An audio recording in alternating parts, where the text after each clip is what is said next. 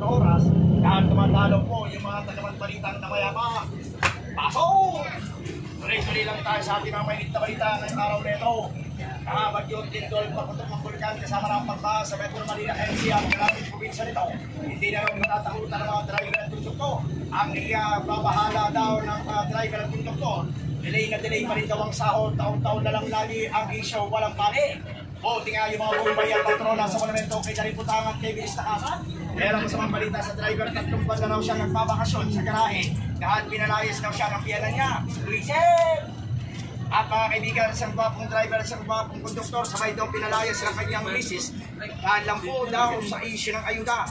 Kaya binabalaan po yung mga pindot ng pindot sa cellphone at TikTok ng TikTok dyan. At lalo na yung tulog ng tulog dyan sa bus at ginagawang hotel yung bus. Hindi porket na-reply ka, iha-feeling mo naman kasi kayo na. Ang tawag yung girl assuming. Sa Tagalog, bangag ka lang. Wisit!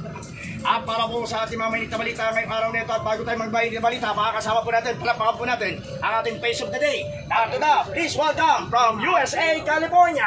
Narito na, Jake Cyrus. Palapakan po natin, Jake. Jake, huwag mo iwanan yan, Jake ha. Jake, guard! Tuloy-tuloy lang tayo mga kaibigan sa ating mga mainit na balita.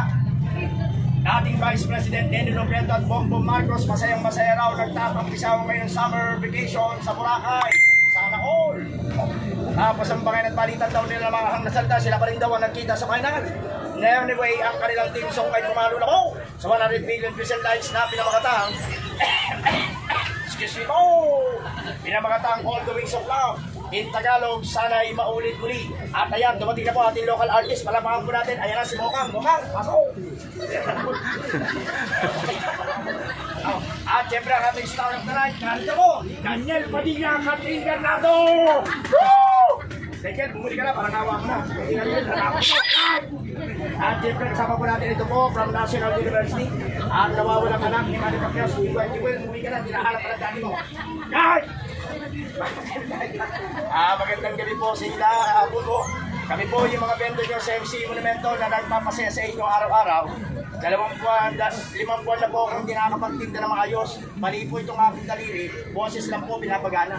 Pagbaba ko ng EDSA nung last New Year, nadali po ako ng motor, taga-motor trade na nakadali. Yung taga-motor trade na yun, hindi napapakita hanggang ngayon. Gumawa lang ako ng paraan. Total, hindi naman ako sanay sa bahay, mag-gigit na po ako. Sa mga gustong pabili ng candy, parang awa nyo na. Bigyan po natin ng konting saya, pag-asa yung mga taong nagsisikap para mataguyod ang pamilya. Huwag tayong magbigay sa mga taong walang ginagawa kundi manghingi lang. Magsikap po tayo, sabihin nyo yung mga taong yung maghanap buhay kayo. Tama po ba? Sa mga sandaling ito, kami po ay kumakatok sa inyo sapagkat sa tagal po na sa EDSA 25 years, ni minsan hindi kami naburaot sa inyo. Mas gusto namin ang maging halimbawa sa iba. Mga kapuso, sa maliit na bagay ang pagbili nyo, you can give without loving, otherwise you cannot love without giving. In Tagalog, bumili na kayo, parang awa nyo naman. No, mga kapuso. At siyempre, ayan, dumating na po, Ted Pilot. Ted, nandiyan na ba? Ted, pasok! At siyempre, kasama po natin mga kaibigan. Ayan na po mga kaibigan. Kalalaya lang mga kaibigan. Ayan po, si parang Jobert. Oy, Jobert, kailan ka lumaya? Okay po. Maraming salamat, sir. Sir, thank you. Dalawa lang. Sir, thank you.